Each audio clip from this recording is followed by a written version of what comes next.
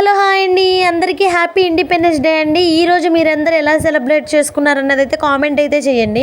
మా డోరేమాన్కి school start అయినాక first independence day అనమాట ఈరోజు. పాపం తను స్కూల్కి వెళ్ళాలి, చాక్లెట్స్ ఇస్తారు, ఫ్లాగ్ ఓవేషన్ జరుగుతుంది, అది ఇది అనేది అయితే చాలా ప్లాన్సే ఉన్నాయి.